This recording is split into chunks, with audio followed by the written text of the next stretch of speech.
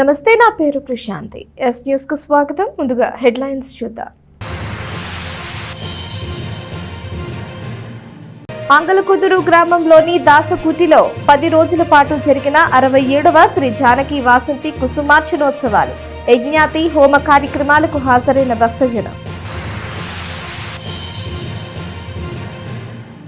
రాష్ట్ర స్థాయి ఆహ్వాన నాటికల పోటీల్లో విభిన్న ఇతివృత్తాలతో ఆకట్టుకున్న ప్రదర్శనలు. వైకే నాగేశ్వరరావు జిఎల్ఎన్ మూర్తి స్మారక పురస్కారాల ప్రదానం.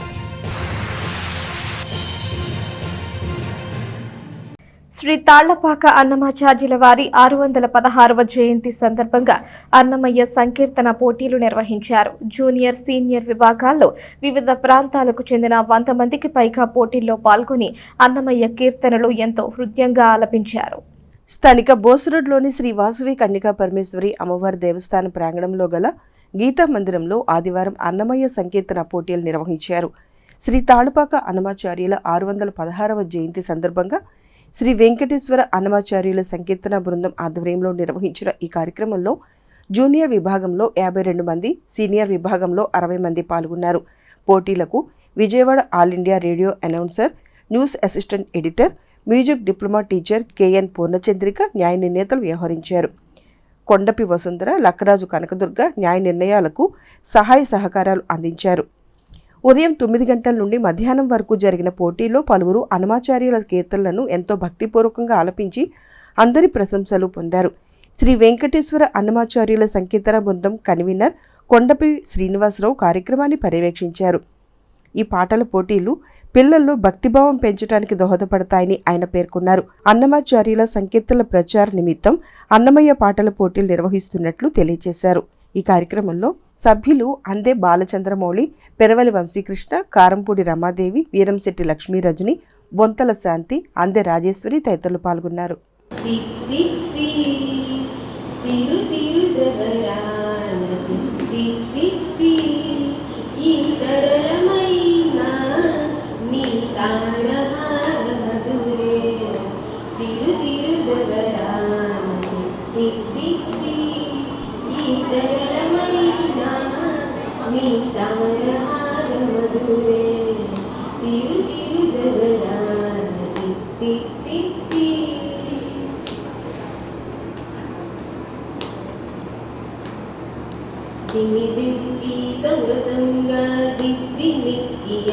పెండ్లి కూతురు పేరుగల జవరాలే పెండ్లి కూతురు, పెద్ద పేరుల ముత్యాల మెడ పెండ్లి కూతురు. పేరుగల జవరాలే పెండ్లి కూతురు, పెద్ద పేరుల ముత్యాల మెడ పెండ్లి కూతురు. పేరంటాల నడిమి పెండ్లి కూతురు, పేరంటాల నడిమి పెండ్లి కూతురు. ఇగు పేరు కొంచ సిగ్గుపడే పెండ్లి కూతురు. పేరంటాల నడిమి పెండ్లి కూతురు, ఇగు పేరు కొంచ సిగ్గుపడే పెండ్లి కూతురు. పిడికిట తలంబ్రాల పెండ్లి కూతురు. శ్రీ తాళ్లపాక అన్నమాచార్యుల వారి 616వ జయంతి సందర్భంగా ఈరోజు గీతామందిరం నందు అన్నమయ్య పాటల పోటీలు నిర్వహించడం జరిగింది. దీంట్లో జూనియర్ 1 and 2 కలిపి 52 మంది పిల్లలు వచ్చారు పాడటానికి. మళ్ళీ సీనియర్ 1 and 2లో 58 మంది దాకా, దగ్గర 60 మంది దాకా వచ్చారు. దీంట్లో కేవలం అన్నమాచార్య కీర్తనల ప్రచార నిమిత్తం ఈ పోటీలు పెడుతున్నాము. ఇందులో గెలుపొందిన వాళ్ళకి బహుమతి 1000 రూపాయలు, మొదటి బహుమతి 1000 రూపాయలు, రెండో బహుమతి 500, మూడో బహుమతి 300 రూపాయలుగా నిర్ణయించాము. ఇది కేవలం ఏంటంటే అన్నమాచార్యుల ప్రచారం గురించి చేస్తున్నాము. ఇలాగే ఈ తిరుపతి ఇదంతా అందులో బాగా పాడిన వాళ్ళని ఎంపిక చేసి ప్రతి సంవత్సరం డిసెంబర్లో మా సొంత ఖర్చులతో, అంటే మా సంస్థ ఖర్చులతో తిరుపతి తీసుకెళ్ళి అక్కడ దేవుడి అయితే సంకీర్తన చేయిస్తాము. అలాగే పోయిన సంవత్సరం మన బొంతల శాంతి అనే అమ్మాయి తిరుపతి వెళ్ళింది. ఆ అమ్మాయి యొక్క దీని గురించి మీతో చెప్తుంది, మీరు వినండి. ఓం నమో వెంకటేష్.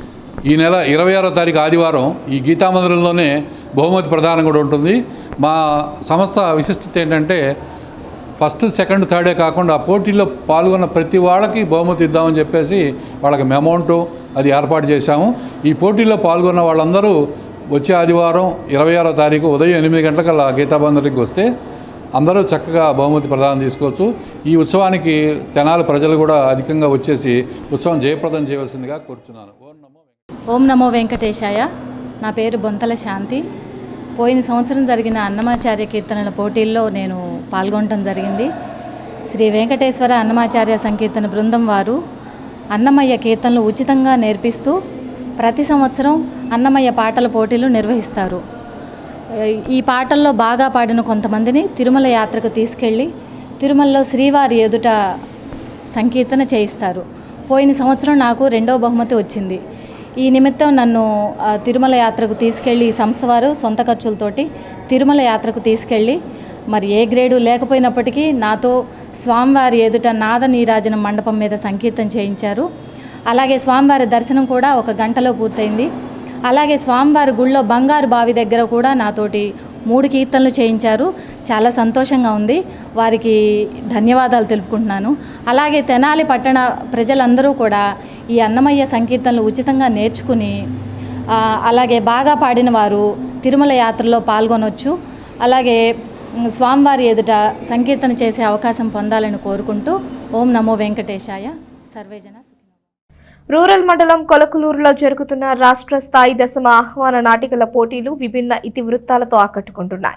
3వ రోజు ప్రారంభ సభలో 2 దివంగత ప్రముఖుల పేరుతో ఏర్పాటు చేసిన స్మారక పురస్కారాలను ప్రదానం చేశారు. కొలంకుపూరి నాటక కళా పరిషత్, కొలకులూరు వైకే నాటక కళా పరిషత్, హైదరాబాద్ సంయుక్తంగా నిర్వహిస్తున్న దశమ రాష్ట్ర స్థాయి ఆహ్వాన నాటిక పోటీలు ఆహ్లాదకర వాతావరణంలో జరుగుతున్నాయి.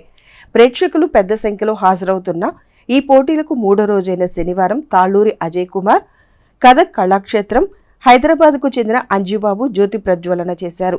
ప్రారంభ సభకు కళపత్రిక సంపాదకులు మహమ్మద్ రఫీ అధ్యక్షత వహించారు. కళ, సాహితీ, సాంస్కృతిక రంగాల్లో కొలకులూరు ఘనతను సోదాహరణంగా ప్రస్తావించారు. ఆ వారసత్వాన్ని కొనసాగిస్తున్న గోపరాజు రమణ, విజయ్లను అభినందించారు.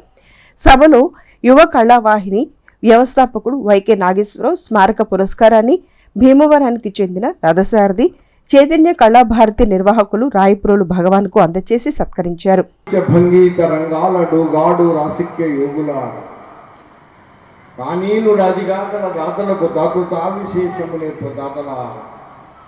అకలుషంబు కుశబ్దమ కరందముల బిందువుల చిందు కవితల వెలుగులార. అకలుషంబు కుశబ్దమ కరందముల బిందువుల చిందు కవితల వెలుగులార. కానీనుడు అదిగా గల దాతులకు దాతుతా విశేషం నేర్పు దాతలార. శ్రీమహిత కోలంకపురి దివ్య ధాములార. ధర్మ మార్గ విస్తారులారా. బంధుగల అక్షరముల విందుగునుడు స్వాగతాక్షర చందనం బంధు. వేదిక మీద ఉన్న అధిరథ మహారథులకి, వేదిక ముందున్న అశేష శ్రీముషి వైభవ సంపన్నులకు నా హృదయవందనలో విరపిస్తున్న మృదు పదాల పారిజాతాలతో నా అభివందనాలు చందనాలు సమర్పించుకుంటున్నాను. హైదరాబాద్కు చెందిన ప్రముఖ పాత్రికేయుడు జిఎల్ఎన్ మూర్తి స్మారక పురస్కారాన్ని తెనాలికి చెందిన సీనియర్ పాత్రికేయుడు కళాసేవకుడు బిఎల్ నారాయణకు ప్రదానం చేశారు. పరీక్ష సిఈ ఉపాధ్యక్షులు సుద్దపల్లి మురళీధర్, నాటక కళా పరిషత్ నిర్వాహకులు బొప్పన నరసింహరావు, కళా పరిషత్ శారదులు షేక్ జానీబాషా, ప్రముఖ రంగస్థల నటులు డాక్టర్ విఎస్ ప్రసాద్ రెడ్డి, మనపురం సత్యనారాయణ మాట్లాడారు. తెనాలి ఆంధ్ర ప్యారిస్గా కీర్తి గడించిందంటే సమీప గ్రామాల్లోని ఎందరో సాహిత్యం, కళ, సాంస్కృతిక రంగాల్లోని ప్రముఖులు చేసిన కృషి కారణం. అందులో ఈ కొలకులూరు గ్రామం మరింత విశిష్టమైంది. ఇక్కడ ఎందరో కళాకారులు, సాహితీవేత్తలు ఉద్భవించారు. ఇప్పటికీ కొనసాగుతున్నారు ఆ వారసత్వాన్ని. ఇక్కడ జన్మించిన వాళ్ళలో వల్లూరి వెంకటరామయ్య చౌదరి గారి బాలనాగమ్మ నాటకం చూస్తూ నేను పెరిగాను. ఆయన నాటకాల్లో ఆయన బాలనాగమ్మలో మాయిల్ పకీర్ని అనితర సాధ్యంగా పోషించారు.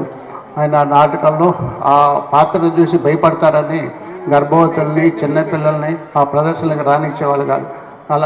అలా ఆయన గురించి నాకు చిన్నప్పుడే తెలిసి ఆయన నాటకాలు చూడటం జరిగింది. విలేకరుని అయిన తర్వాత ఈ రంగాల్లోని ప్రముఖుల్ని వాళ్ళ వివరాలు అన్నీ సేకరించి రికార్డ్ చేయడం జరిగింది. నేను జైహో మన తెనాలి అనే పుస్తకంలో కూడా ఇక్కడ తన కొలగలూరు వాళ్ళ ప్రముఖుల గురించి కూడా ప్రస్తావించాను.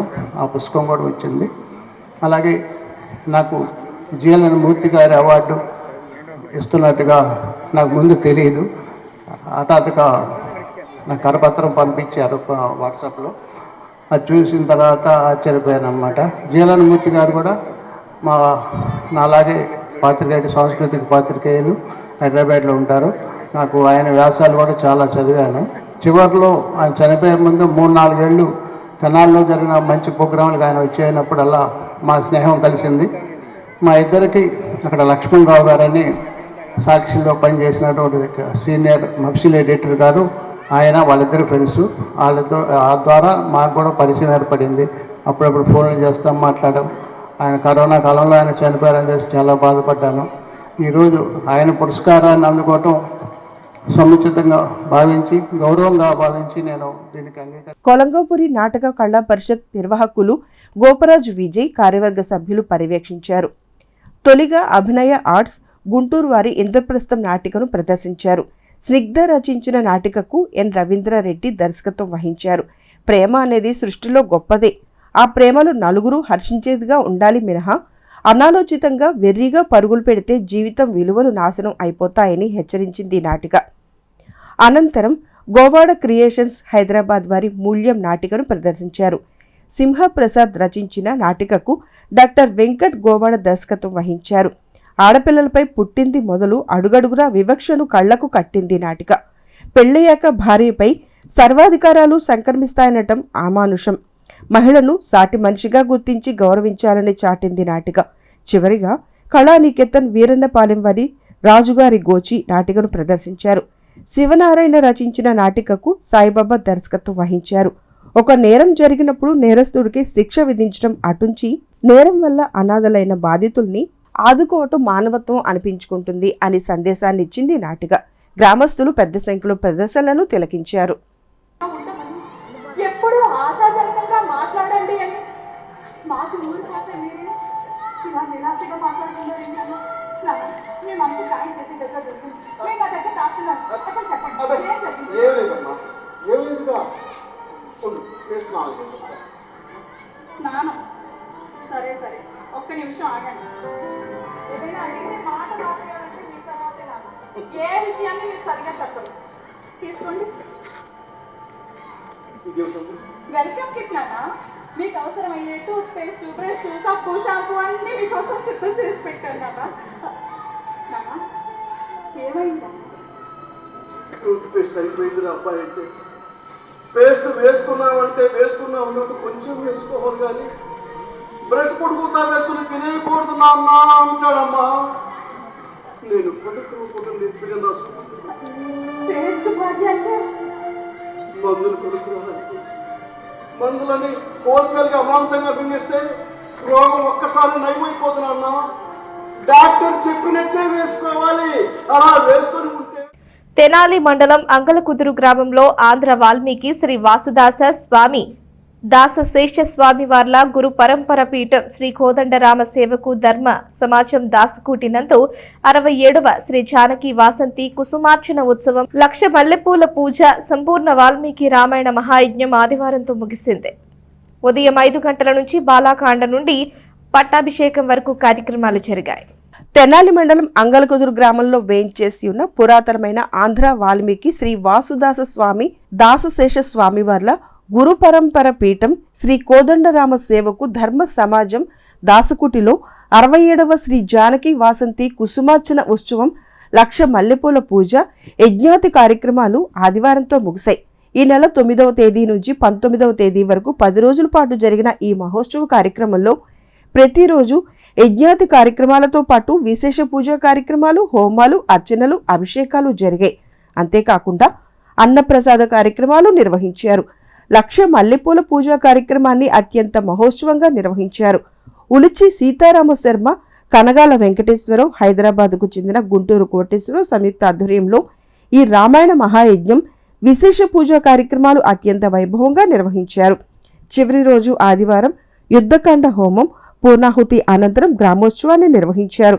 ఈ కార్యక్రమాలని హైదరాబాద్కు చెందిన శ్రీనివాసరావు, వైజాగ్కు చెందిన శ్రీనివాసరావు, వంగివరపు తాండవకృష్ణ, గుంటూరుకు చెందిన వెంపటి సుబ్బారావు, అంగల్కుదురుకు చెందిన రామదాసు, గుంటూరు శ్రీ రామచంద్రమూర్తి, కోదాడకు చెందిన నరసింహరావు, రామచంద్రమూర్తి, చీరాలకు చెందిన అచ్యుతుని సత్యప్రసాద్, గంగవరపు ఆంజనేయ వరప్రసాద్, మైనంపాటి సత్యప్రసాద్ తదితరులు పర్యవేక్షించారు. మా నాన్నగారు ప్రెసిడెంట్, గురువు గారు వారి పరమందిరాన్ని నన్ను ప్రెసిడెంట్ చేశారు. గత 50 సంవత్సరాలుగా ఆశ్రమ నిర్వహణ నేనే చూస్తున్నాను. తర్వాత 67 సంవత్సరాల క్రితం దాసశేష స్వామివారు శ్రీ సీతారాముల వారికి 1,00,000 మల్లెపూల పూజలు ప్రారంభించారు. వైశాఖ శుద్ధ పాడ్యం నుంచి నవమి వరకు చేస్తున్నాము. ఈ సంవత్సరం విశేషంగా సప్తమి రోజు 1000 కలశాలతో అభిషేకం జరుగుతుంది ప్రతి సంవత్సరము. నవమి రోజు సీతామ్మవారి నవమి జన్మదినోత్సవం రోజు 9 కలశాలతో అభిషేకము, రాత్రి పూలతో అలంకారం జరిగింది. మొన్న 15వ తారీఖు 1000 కలశాలతో అభిషేకము, 17వ తారీఖు పూలతో అలంకారం జరిగింది. భాద్రపద మాసంలో వచ్చి 1,00,000 వరకు 1,00,000 కుంకుమార్చన జరుగుతుంది 15 రోజులు. రేపు జరగబోయేది 73వ సంవత్సరం, అంటే వినాయక చవితి 4వ రోజు నుంచి 15 రోజులు జరుగుతుంది. తర్వాత ధనుర్మాసం 4 రోజులు జరుగుతుంది. రేపు జరగబోయేది 73 సంవత్సరం. ప్రతి నెల సత్యనావతారాలు, కళ్యాణాలు జరుగుతున్నాయి. ఈ 4 ఏళ్ళలో ఎంతోమంది కోరికలు తీర్చింది.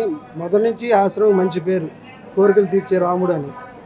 దేశ విదేశాల్లో కూడా ఎంతోమంది కోరికలు ప్రత్యక్షంగాని పరోక్షంగాని కోరుకున్న వాళ్ళకి జరిగింది. ఈ ఉత్సవాల్లో కూడా వాళ్ళ గోత్రనామాలతో చెప్పాము. చాలామంది పెళ్ళిళ్ళు అయినాయి, ఉద్యోగాలు వచ్చినాయి, ఎంబీబీఎస్ సీట్లు వచ్చినాయి, ఆరోగ్యాలు వచ్చినాయి. మీరు కూడా ప్రతి నెల జరిగే కళ్యాణాల్లో వాటిలో పాల్గొవాల్సిందిగా కోరుచున్నాము. మీ కోరికలు తీర్చగలము. ఇంకో విశేషం ఏంటంటే, గత సంవత్సరం యువి సోమయాజులు గారు 327 మే 15 నుంచి 21 వరకు రామాయణ యజ్ఞం చేశారు.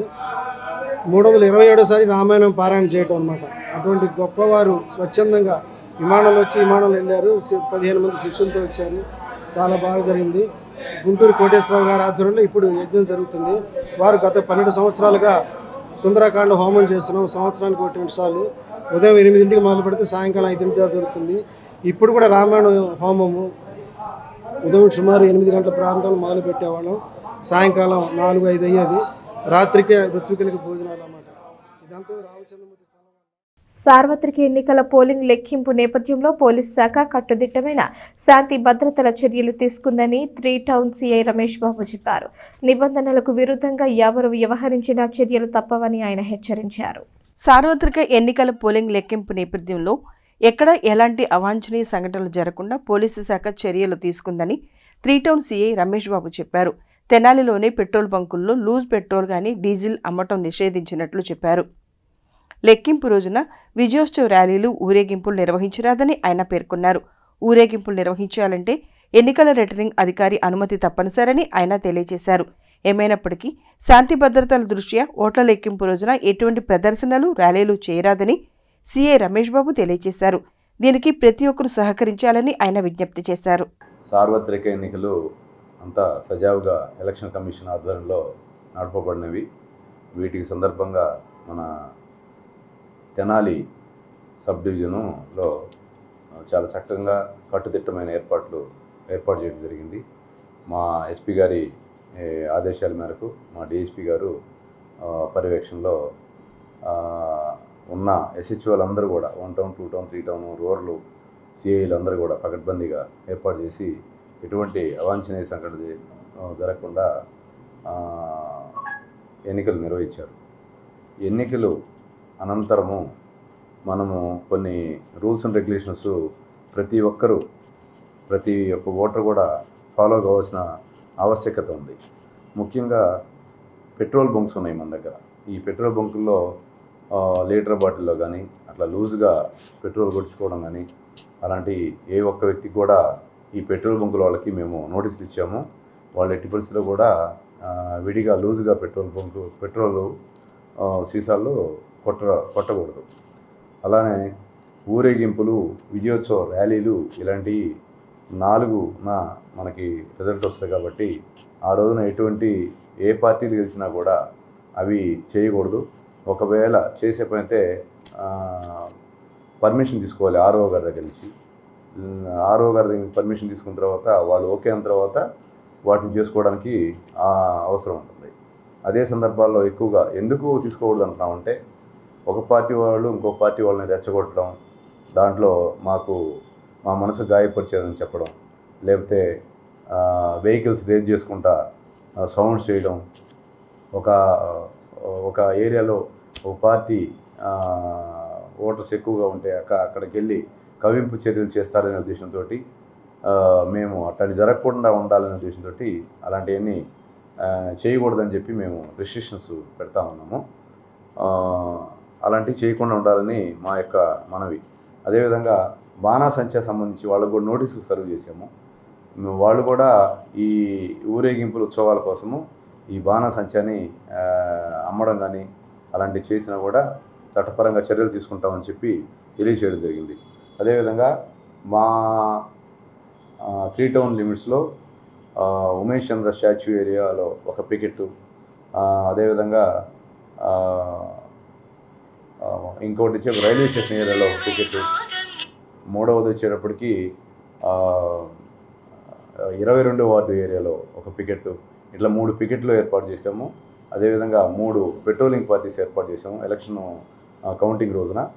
అదేవిధంగా మాలాగానే 1 టౌను 2 టౌను మరియు రూరల్ ఏరియాలో కూడా పికెట్లు ఏర్పాటు చేయడం జరిగింది.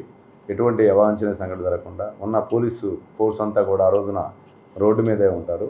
కాబట్టి ప్రజలందరూ కూడా సహకరించి ఎటువంటి ఇబ్బందులు కలగనీయకుండా అదేవిధంగా ప్రశాంతమైన వాతావరణంలో విజయోత్సవాలు అందరూ పాల్గొనాలని అనుకుంటా ఉన్నాం. అదేవిధంగా సోషల్ మీడియాలో పలానా పార్టీ గెలుస్తుందని, పలానా పార్టీ ఓడిపోతుందని చెప్పి లేనిపోని రూమర్స్ క్రియేట్ చేయడం కానీ, లేని ఇన్ఫర్మేషన్ని పాస్ ఆన్ చేయడం కానీ అలాంటివి చేస్తే అలాంటి వాళ్ళ మీద కూడా చర్యలు తీసుకోవడానికి సిద్ధంగా ఉన్నాము. అదేవిధంగా ఈ ఎలక్షన్ కోడ్ అంతా కూడా అప్ టు 7th వరకు 144 సెక్షను 30 పోలీస్ యాక్టు అమల్లో ఉంటుంది. కాబట్టి ప్రతి ఒక్కరు కూడా ఎలక్షన్ ప్రవర్తనా నియమాలకి అందరూ కూడా కట్టుబడి అందరూ కూడా ఈ సిస్టమేటిక్ వేలో ప్రజలు ఉండి ప్రశాంతమైన వాతావరణంలో ఉండాలని, ఎటువంటి గొడవలు కానీ అల్లర్లు కానీ జరగకుండా చేయాలని మా డిపార్ట్మెంట్ తరఫున మేము ప్రతి ఒక్కరిని పేరు పేరున కోరుకుంటా ఉన్నాము. అందరూ వీటిని ఫాలో అవుతారని ఆశిస్తున్నాం. Thank you. దుగ్గిరాల మండలంలో ప్రధాన రహదారి కల్వర్టులు ప్రమాదకరమైన పరిస్థితుల్లో ఉన్నాయి. రాత్రి సమయాల్లో వాహనదారులు ప్రమాదాలకు గురవుతున్న అధికార యంత్రాంగం కల్వర్టుల వైపు కన్నెత్తి చూడని దుస్థితి నెలకొంది. దుగ్గిరాల మండలంలోని రేవేంద్రపాడు గ్రామం వద్ద కృష్ణ పశ్చిమ కెనాల్పై ఉన్న వంతెన రక్షణ గోడలు కూలిపోయాయి. శృంగారపురం గ్రామం సమీపంలో ఉన్న రేపల కాలువ వంతెన రక్షణ గోడలు ఎప్పుడో పడిపోయాయి. దుగ్గిరాల పాతలాకుల వద్ద ఈమన గ్రామం వైపు వెళ్లే మార్గంలో ఉన్న వంతెన రక్షణ గోడలు లేని పరిస్థితి ఏర్పడింది. దుగ్గిరాల కొత్తలాకుల వద్ద కృష్ణా పశ్చిమ కెనాల్పై నిర్మించిన కాలినడకన వంతెనపై ప్రమాదాలు జరగకుండా అధికారులు ముందు చూపుతో కర్రలు కట్టారు. దుగ్గిరాల గ్రామం నుండి పెనుమూలి గ్రామం వైపు వెళ్లే మార్గంలో, అలాగే మంచికలపూడి గ్రామం నుండి కంటంరాజు కొండూరు గ్రామం వైపు వెళ్లే మార్గంలో మరియు చిలువూరు గ్రామం నుండి నంబూరు గ్రామం వెళ్లే మార్గంలో ఉన్న వాగుపై వంతెన రక్షణ గోడలు లేకపోవడంతో వాహనదారులు, ప్రయాణికులు, ప్రజలు తీవ్ర ఇబ్బందులు పడుతున్నారు.